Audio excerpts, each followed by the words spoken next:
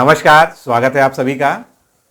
अपर निजी सचिव परीक्षा यानी एपीएस 2023 का नोटिफिकेशन आज जारी हो गया। आयोग ने पहले ही संक्षिप्त विज्ञापन निकाल कर ये बता दिया था कि 19 तारीख को ये विज्ञापन जारी होगा और आवेदन शुरू हो जाएगा। तो ये वीडियो बनाने का ये मकसद है कि चूँकि थोड़ा सा पाठ्यक्रम में परिवर्तन हो गया है। पाठ्यक्रम तो लगभग वही है, परीक्षा योजना में परिवर्तन हो गया है। पहले जो चीज़ें निबंधात्मक थी यानी डिस्क्रिप्टिव राइटिंग में आपको लिखना था, अब वो सब कुछ जो है ऑब्जेक्टिव हो गया है, बस इतना फ़र्क हो गया है। और एक और राहत आप लोग को मिल गई है कि जो निबंध आपको लिखना था 25 नंबर का, वो आयोग ने हटा दिया है। तो ये भी एक निश्चित रूप से आप लोग के लिए बड़ी राहत है, क्योंकि निबंध की प्रैक्टिस में जो है आप लोग को दिक्कत हो रही थी। तो आप जो है इस पोस्ट के लिए अगर अप्लाई करने जा रहे हैं, योग्यता रखते हैं, तो आपको ये वीडियो पूरा देखना चाहिए। कुछ महत्वपूर्ण बिंदु हैं नोटिफिकेशन में, हो सकता है कि वो आपकी नज़र से छूट जाएं, लेकिन चूँकि मैंने अभी उसको अच्छे से अध्ययन किया है, तो कुछ विशेष बातें हैं जो मैं आपको बताना चाहता हूँ। तो शुरुआत करने से पहले मैं बता दूँ कि एपीएस 2023 की तैयारी के लिए हमने कोर्स 1 महीने पहले ही लॉन्च कर दिया था, जब इसका जो है जिक्र आयोग ने अपने विज्ञप्ति में किया था कि इसका जो है संभावित तिथि कब है इसके नोटिफिकेशन जारी करने की, और वो विधिवत चल रहा है। और अब चूंकि पूरी तरह से स्पष्टता आ गई है, आवेदन पत्र आपके सामने है, यानी कि नोटिफिकेशन आपका आ चुका है। आप फॉर्म अभी से अप्लाई कर सकते हैं आयोग की वेबसाइट पर ओटीआर भरने के पश्चात।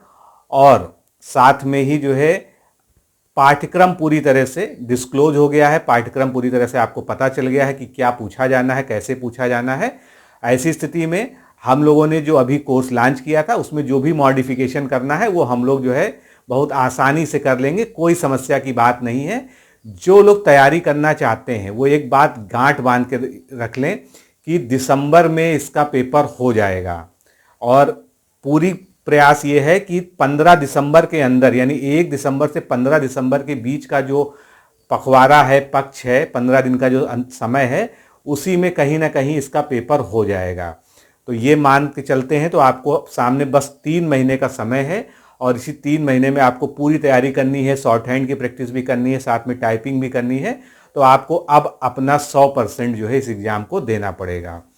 तो अगर आप हमारे साथ जुड़ना चाहते हैं और एक बेहतर तैयारी करना चाहते हैं, क्योंकि हमारी तैयारी का तरीका अलग है, हम बिल्कुल इंटरैक्टिव तरीके से तैयारी कराएंगे।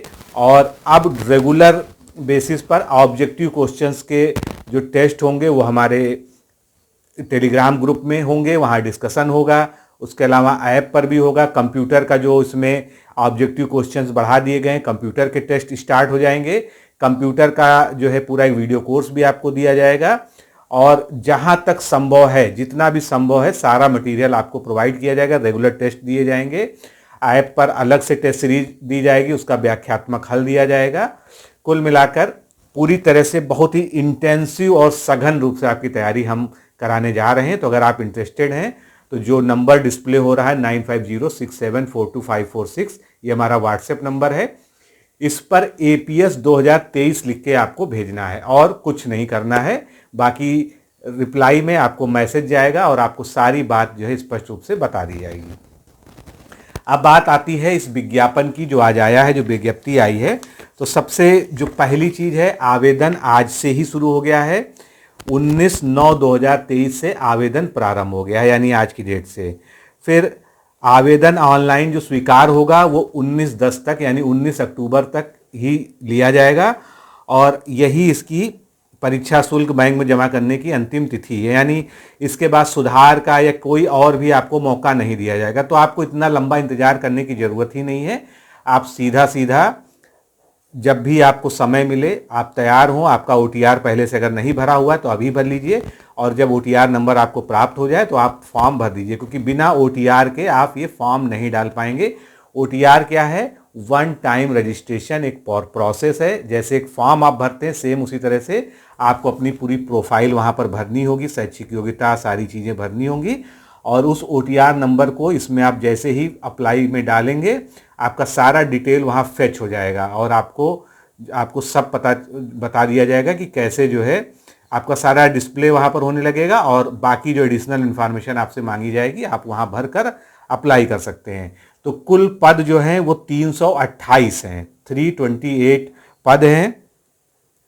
और ओटीआर सबसे पहली प्राथमिकता है। अगर आपने अभी तक ओटीआर नहीं भरा है तो आप आयोग की वेबसाइट जो है uppsc.nic.in पर जाइए और वहाँ पर ओटीआर प्रोसेस को पूरा कर लीजिए। लगभग 72 घंटे में आपको ओटीआर नंबर मिल जाता है, कुछ लोगों को तुरंत भी मिल जाता है। अधिकतम जो है वो आपकी ईमेल आईडी पे जाता है, इसलिए आप अपना ईमेल आईडी बिल्कुल सही भरिएगा और अपना फ़ोन नंबर वो भरिएगा जो वर्किंग है और आगे जो है साल 2 साल वर्किंग रहने की संभावना है, जब संभावना हो जब तक ये एग्ज़ाम का प्रोसेस कंप्लीट नहीं हो जाता है। फिर इसमें जो है महत्वपूर्ण बिंदु ये है कि इसमें महिला अभ्यर्थियों के मामले में जो है पिता के पक्ष से निर्गत जाति प्रमाण पत्र ही मान्य होगा। अगर किसी ने अपने ससुराल पक्ष से या पति के पक्ष से बनवा लिया है तो वो मान्य नहीं होगा, पिता के पक्ष से ही निर्गत मान्य होगा। ये जो है बिल्कुल ध्यान दीजिएगा। वेतनमान जो है इसका 47,600 से 1,51,100 मैट्रिक्स लेवल 8 है, यानी कि ये राजपत्रित पद है, गजेटेड पोस्ट है, ये आप सभी लोग जानते हैं। 328 हैं और इसमें 3 तरह की वैकेंसी आई हैं इस बार।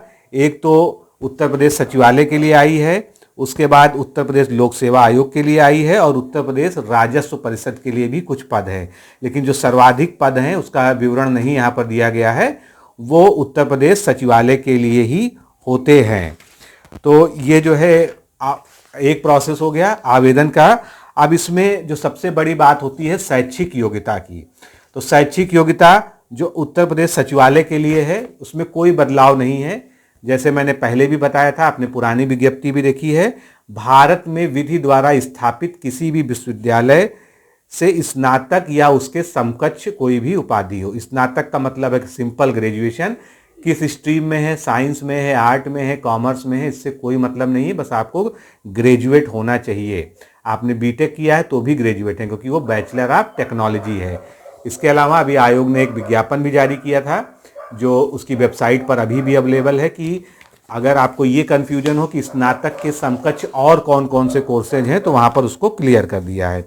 दूसरी अनिवार्य शैक्षिक योग्यता ये है कि आपको हिंदी आशुलेखन यानी कि हिंदी शॉर्ट हैंड में आपकी स्पीड होनी चाहिए, न्यूनतम 80 शब्द प्रति मिनट की स्पीड होनी चाहिए। इसमें भी कोई बदलाव नहीं है, पहले भी ऐसा ही था। और कंप्यूटर पर हिंदी टाइपिंग न्यूनतम 25 शब्द प्रति मिनट होने चाहिए। ये इसेंशियल है, अगर ये नहीं होगा दूसरे स्टेप में आपको बाहर कर दिया जाएगा। और जहाँ तक फॉन्ट की बात है तो मंगल फॉन्ट और कृतिदेव फॉन्ट दोनों ही यहाँ पर एक्सेप्टेड हैं। मतलब ये नहीं कि केवल एक ही से, अगर आपने मंगल फॉन्ट आता है, आपको यूनिकोड आता है या आपको कृतिदेव आता है, दोनों ही जो है यहाँ पर एक्सेप्टेड हैं।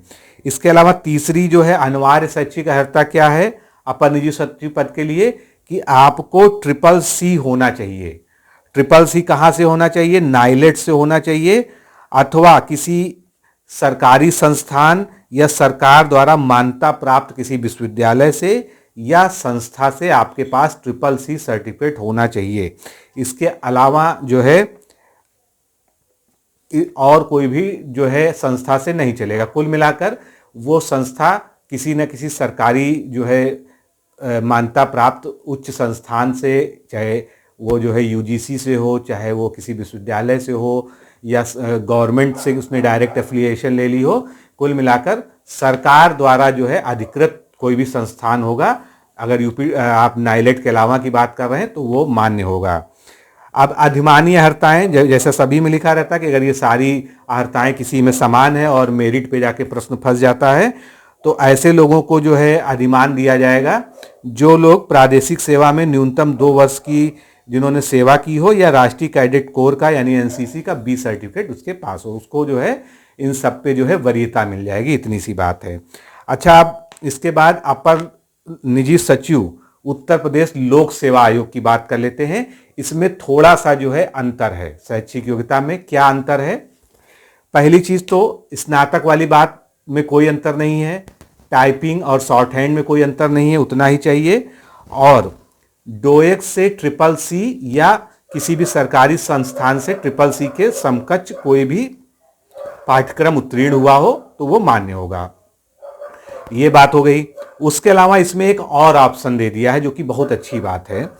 अगर आप ट्रिपल सी नहीं है, मान लीजिए डोएक से या किसी भी सरकारी संस्थान से, तो आप जो है माध्यमिक शिक्षा परिषद उत्तर प्रदेश के द्वारा संचालित पाठ्यक्रम या सरकार द्वारा उसके समकक्ष मान्यता प्राप्त किसी भी पाठ्यक्रम से जो है आपने क्या कर रखा हो, कंप्यूटर का कोई कोर्स कर रखा हो। यहाँ कंप्यूटर कोर्स का मतलब यह है कि आपको एक विषय के रूप में आपने हाई स्कूल और इंटर में कंप्यूटर पढ़ा हो। अगर आप ध्यान देंगे तो नोट 2 जो दिया हुआ है certificate course on triple C, उसमें जो है सबसे नीचे दिया हुआ है कि माध्यमिक शिक्षा परिषद उत्तर प्रदेश द्वारा हाई स्कूल अथवा इंटरमीडिएट के समकक्ष इन मान्य परीक्षा संस्थाओं, बोर्डों, हाई स्कूल अथवा इंटर की परीक्षाओं में एक विषय के रूप में आपने कंप्यूटर का पाठ्यक्रम पढ़ा हो और जो आपकी मार्कशीट पर स्पष्ट रूप से अंकित हो। ऐसा नहीं है कि आपने कोई छोटा सा मतलब 15 दिन का कोई कंप्यूटर का प्रोजेक्ट करा दिया गया आपको हाई स्कूल इंटर में, तब भी आप क्लेम करें। कंप्यूटर का मतलब यह है कि अगर आपने हाई स्कूल इंटर में कंप्यूटर पढ़ा हो तो वो एक सेपरेट विषय के रूप में हो, जो आपकी मार्कशीट पे दिखता हो एक विषय के रूप में। यहां पर स्पष्ट रूप से दिया हुआ है, आप उसको अच्छे से पढ़ लीजिएगा। माध्यमिक शिक्षा परिषद उत्तर प्रदेश इलाहाबाद द्वारा संचालित कंप्यूटर पाठ्यक्रम अथवा हाई स्कूल अथवा इंटर परीक्षाओं में कंप्यूटर विषय के पाठ्यक्रम के ये समकक्ष मान्य हो जाएंगे। अब यहाँ पर जो है इंटर मतलब माध्यमिक शिक्षा परिषद के द्वारा हाई स्कूल और इंटर के समकक्ष कौन से कोर्सेज नहीं हैं, कौन, तो 8 प्रकार के जो है वो भी दिए हुए हैं। जैसे हिंदी साहित्य सम्मेलन इलाहाबाद नहीं मान्य होगा, board of higher secondary education Delhi नहीं मान्य होगा, गुरुकुल विश्वविद्यालय वृंदावन मथुरा की आधिकारिक परीक्षा मान्य नहीं होगी, भारतीय माध्यमिक शिक्षा परिषद भारत नहीं मान्य होगा, भारतीय शिक्षा परिषद उत्तर प्रदेश नहीं मान्य होगा। तो इस तरह की कुल 8 जो है बोर्ड या परीक्षाओं के नाम दिए हैं जो हाई स्कूल इंटर के समकक्ष जो है नहीं मान्य होंगे इस कंप्यूटर वाले पाठ्यक्रम के लिए। कंप्यूटर सब्जेक्ट जो है अगर उसमें किया है तब भी आपका नहीं मान्य होगा। यानी कुल मिलाकर कहना यही है कि आपको यूपी बोर्ड से हाई स्कूल या इंटर में एक विषय के रूप में कंप्यूटर पढ़ा होना आवश्यक है, तब आप ट्रिपल सी के बराबर समकक्ष वाली बात को क्वालिफाई करेंगे। तो आप यहाँ तक समझ गए होंगे। तीसरे तरह की जो पोस्ट है वो भी अपर निजी सचिव ही है, लेकिन वो उत्तर प्रदेश राजस्व परिषद की है, रेवेन्यू बोर्ड की है। अब इसमें जो है सेम वही बात लिखी हुई है जो लोक सेवा आयोग वाले में लिखी है, यानी विधि द्वारा स्थापित किसी विश्वविद्यालय से स्नातक डिग्री होनी चाहिए। दूसरा, हिंदी आशुलेखन और टाइपिंग वही 80 शब्द और 25 शब्द जो है टाइपिंग में होने चाहिए। डोएक सोसाइटी द्वारा संचालित ट्रिपल सी जो है का पाठ्यक्रम पास होना चाहिए, अथवा माध्यमिक शिक्षा परिषद के द्वारा संचालित जो है पाठ्यक्रम या सरकार द्वारा उसके समकक्ष मान्यता प्राप्त पाठ्यक्रम के अनुसार कंप्यूटर का ज्ञान आवश्यक होना चाहिए। वही जो अभी हमने स्पष्टीकरण पढ़ा कि हाई स्कूल इंटर में एक विषय के रूप में आपने पढ़ा हो कंप्यूटर जो है, और वो आपके मार्कशीट में स्पष्ट रूप से अंकित हो, इंगित किया गया हो कि आपने कंप्यूटर एज ए सब्जेक्ट पढ़ा है। तो ये तो शैक्षिक योग्यता की बात हो गई जो कि बिल्कुल क्रिस्टल क्लियर है और इसमें कोई भी डाउट वाली बात नहीं है। और इसके बाद अब आयु सीमा की बात कर लेते हैं। आयु सीमा बताई गई है कि 1 जुलाई 2023 को 21 साल न्यूनतम आयु आपको पूर्ण कर लेना चाहिए। अगर 1 जुलाई को आप 21 साल के नहीं हो रहे हैं 2023 में, तो आप ये फॉर्म नहीं भर सकते हैं और अधिकतम उम्र 40 वर्ष होनी चाहिए। बाकी SC, ST, OBC इत्यादि के लिए, भूतपूर्व सैनिक और इन सब के लिए जो है जिस तरह से छूट होती है, दिव्यांगों के लिए भी छूट है। और दिव्यांगजन हेतु अधिकतम आयु सीमा 55 वर्ष जो है निर्धारित की गई है। तो बाकी डिटेल जो है ध्यान से इसमें पढ़ लीजिएगा। अब इसमें जो है सबसे जो एक नई बात आ गई है परीक्षा योजना में, अभी तक APS का जो पेपर 2010 और 13 में हुआ है उसमें माइनस मार्किंग यानी निगेटिव मार्किंग नहीं होती है। क्योंकि अब आयोग की सभी परीक्षाओं में निगेटिव मार्किंग शुरू हो गई है, इसलिए अब इसमें निगेटिव मार्किंग भी होगी 1/3 की, जैसे PCS में होता है, जैसे RO में होता है, जैसे लोक सेवा आयोग की अन्य परीक्षा में होती है। यानी एक प्रश्न को गलत करने पर आपके 0.33 अंक काट लिए जाएंगे। तो अब इस बात को बहुत अच्छे से ध्यान रखिएगा। अब हम लोग आगे बढ़ते हैं, इसमें जो नया पाठ्यक्रम आया है उस पर चर्चा करते हैं। तो पाठ्यक्रम में जो है सबसे बड़ी चीज़ है कि 3 स्टेप हैं। 3 स्टेप कौन कौन से हैं? पहले चरण में होगा क्या? पहले चरण में 150 अंकों का 150 प्रश्न का, यानी 1 अंक का 1 प्रश्न, 150 इस तरह से कुल प्रश्न होंगे। एक ऑब्जेक्टिव पेपर होगा। अब उस ऑब्जेक्टिव पेपर में क्या होगा? उसमें पहला भाग होगा और ये 150 प्रश्न सॉल्व करने के लिए आपको 3 घंटे का समय दिया जाएगा। अब इस ऑब्जेक्टिव पेपर में क्या होगा? सबसे पहले सामान्य ज्ञान का पेपर होगा। मतलब पहले बात की कोई बात नहीं, वो एक ही पेपर उसको माना जाएगा। मतलब पहला खंड जो है उसमें सामान्य ज्ञान होगा, जिसमें क्या होगा? 50 प्रश्न होंगे। इसी तरह से दूसरे खंड में सामान्य हिंदी के 50 प्रश्न होंगे, जो कि वस्तुनिष्ठ ही होगा। और तीसरा जो है एक नया पेपर जोड़ा गया है कंप्यूटर ज्ञान का, यानी कंप्यूटर जीके का, जिसमें 50 अंक आपको दिए जाएंगे। इस तरह से 150 अंकों का ये पूरा सिस्टम होगा, यानी 150 अंकों का ये पहला चरण का पेपर होगा। अगर आप इसको क्वालिफाई करते हैं तो आप द्वितीय चरण में प्रवेश करेंगे, यानी पहले इसका रिजल्ट आएगा, उसके बाद लगभग 1 महीने में मान लीजिए रिजल्ट आ गया, उसके बाद आपकी टाइपिंग और शॉर्ट हैंड की एग्ज़ाम होंगी। तो पहले चरण में आपको इसको पास करना होगा और पास करने का भी मानक दे दिया गया है कि जितनी पोस्टें हैं उसके 15 गुना अभ्यर्थी पहले चरण को पास करेंगे। 15 गुना लगभग अभ्यर्थियों को ये पास कराया जाएगा। और एक और इम्पॉर्टेंट बात यहाँ पे याद रखिए, ये तीनों चरण के जो नंबर हैं उनको जोड़कर ही जो है फाइनल मेरिट बनेगी। यहाँ स्पष्ट लिखा है कि उपरोक्त तीनों चरणों की परीक्षाओं के अंकों को जोड़कर श्रेष्ठता के आधार पर किया जाएगा, यानी मेरिट तीनों से बनेगी। लेकिन ऐसा नहीं है कि आप जो है टाइपिंग में फेल हो गए या शॉर्ट हैंड में फेल हो गए तो आपको जो है आपका रिजल्ट अनाउंस होगा, ऐसा नहीं है, क्योंकि वो एक क्वालिफाइंग है। उसमें पहले ही लिखा है कि 80 शब्द प्रति मिनट शॉर्ट हैंड आपकी स्पीड होनी चाहिए, और इसी के साथ जो है हिंदी टाइपिंग में भी आपकी 25 जो है शब्द प्रति मिनट होनी चाहिए। एक महत्वपूर्ण बात मुझे थोड़ा सा याद आ गई, जो राजस्व परिषद है, राजस्व परिषद में इंग्लिश टाइपिंग और इंग्लिश शॉर्ट हैंड इनको भी वरीयता दी जाएगी। अगर ऐसा कोई कैंडिडेट है जिसको हिंदी टाइपिंग के साथ में हिंदी टाइपिंग के साथ में इंग्लिश टाइपिंग भी आती है और इंग्लिश शॉर्ट हैंड भी आती है हिंदी शॉर्ट हैंड के साथ में, तो उनको प्रेफरेंस दिया जाएगा। यहाँ पर स्पष्ट रूप से लिखा हुआ है अपर निजी सचिव राजस्व परिषद में कि अन्य बातों के समान होने पर अंग्रेजी आशुलेखन तथा अंग्रेजी टंकण का ज्ञान रखने वाले अभ्यर्थियों को अधिमान दिया जाएगा, यानी उनको जो है वरीयता दी जाएगी अगर ऐसा कोई मिलता है, जबकि इस तरह के मिलना आप लोग जानते हैं कि बहुत ही रेयर है। अब जो पहला चरण है इसमें क्या क्या होगा, तो आपने इससे पहले वाला हमारा वीडियो देखा होगा।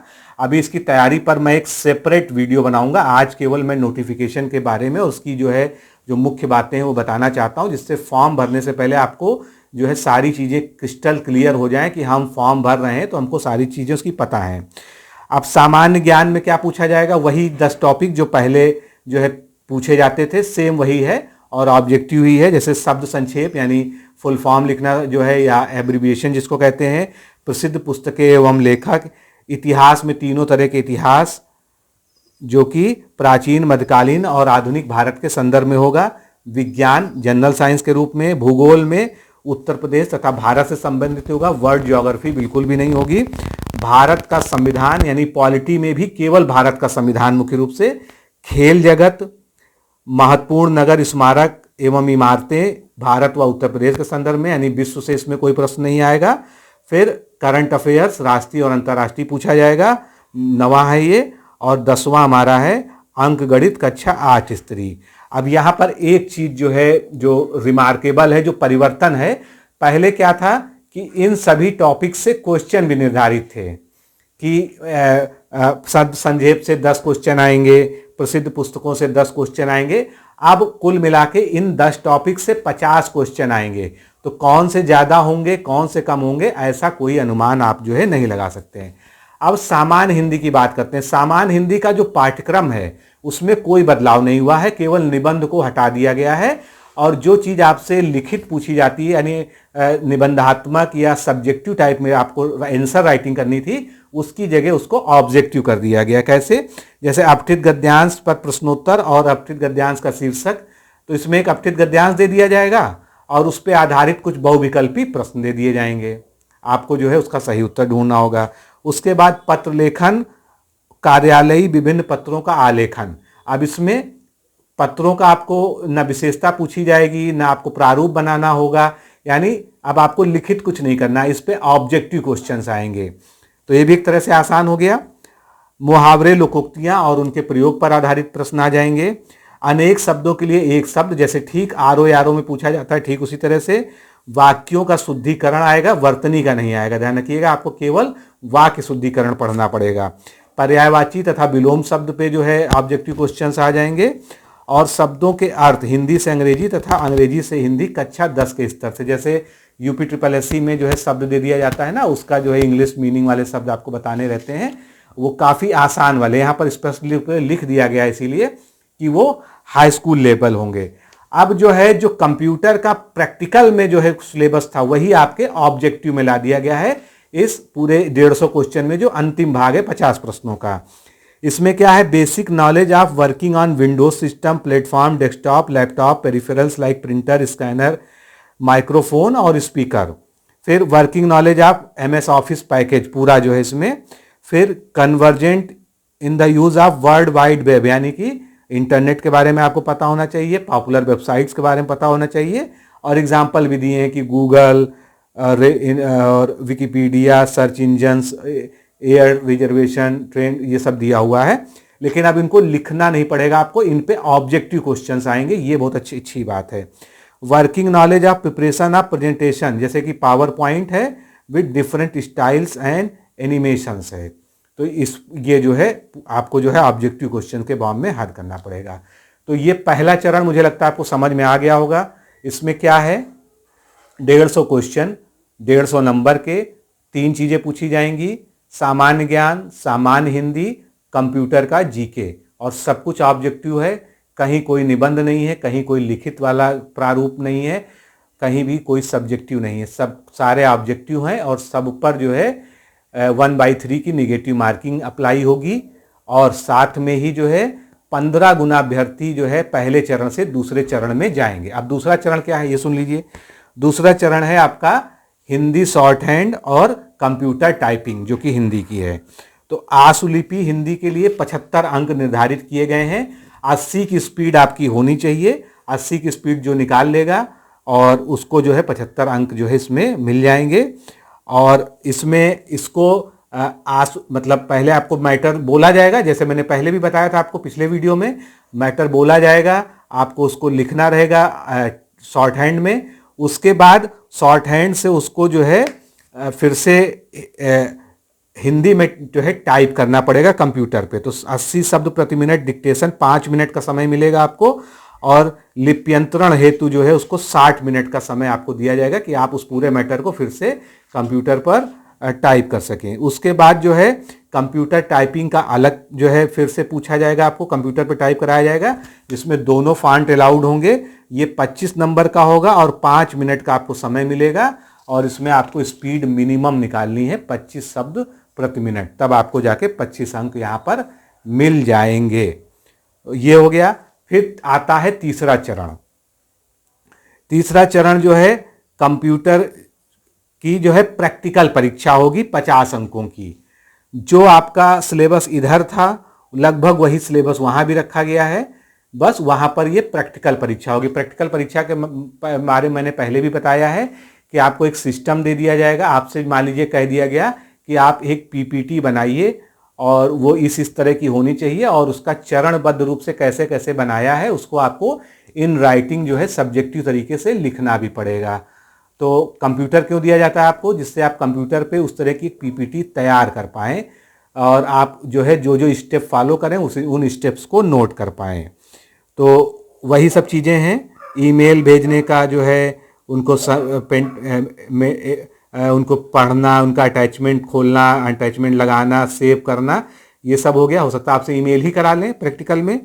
फिर वर्ल्ड वाइड वेब यानी जो है आपसे कहा जा सकता है कि आप एक हवाई जहाज़ का टिकट बुक करिए, क्या क्या प्रोसेस होते हैं, ट्रेन का टिकट कैसे बुक होगा, गूगल पे कोई चीज़ सर्च करने को दे दी जाती है, और बाकी कुछ और वेबसाइट्स पे कुछ आपको काम करने को लिए दे दिया जाता है। तो उनका आपको स्टेप बाय स्टेप जो है अपनी कॉपी पे लिखना भी पड़ेगा कि आपने वो कैसे किया है।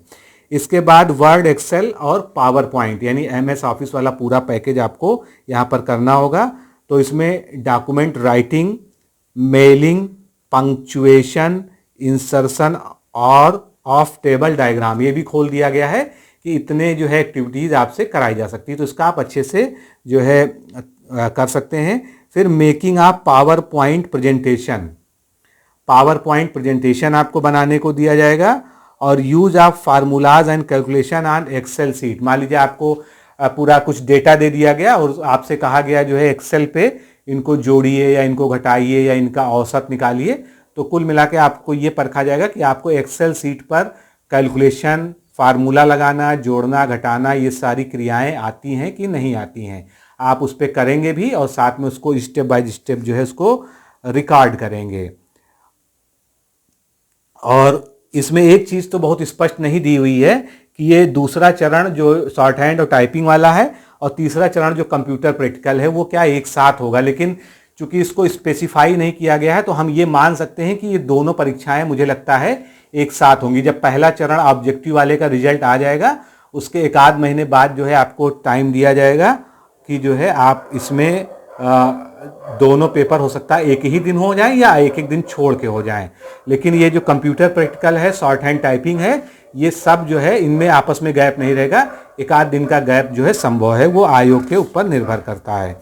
तो दोस्तों इस आवेदन की जो मूल बातें हैं, जो मोटी मोटी बातें हैं जो आपको ज़रूरी थी जानना, वो सब जो है मैंने यहाँ पर बता दी है।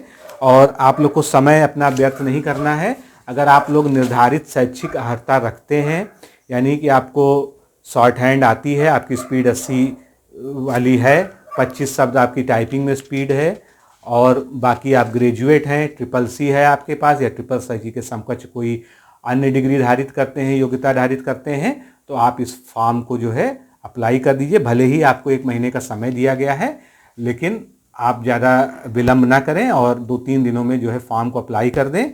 3 महीने का आपके पास समय है इसको अच्छे से पढ़ने का, समझने का, और इसकी कैसे तैयारी करनी है जल्दी ही जो है 1-2-3 दिन में हम इसका एक जो है पूरा समुचित वीडियो लेके आपके सामने आएंगे। और अगर आप हमारे कोर्स के साथ जो है जुड़ के तैयारी करना चाहते हैं, बेहतर तैयारी करना चाहते हैं, तो आपके सामने ऑप्शन खुला हुआ है। क्योंकि ये जितना कॉम्प्लिकेटेड इसमें अब मटेरियल है, मान लिए अभी तक आपको पत्र लेखन की कोई किताब तो मिल जाती थी, लेकिन पत्र लेखन पर ऑब्जेक्टिव क्वेश्चन किस तरह से बनाएंगे ये किताब आपको नहीं मिलेगी। अपठित गद्यांश पर तो आपको मिल सकती है, UPSSC में पूछा जाता है।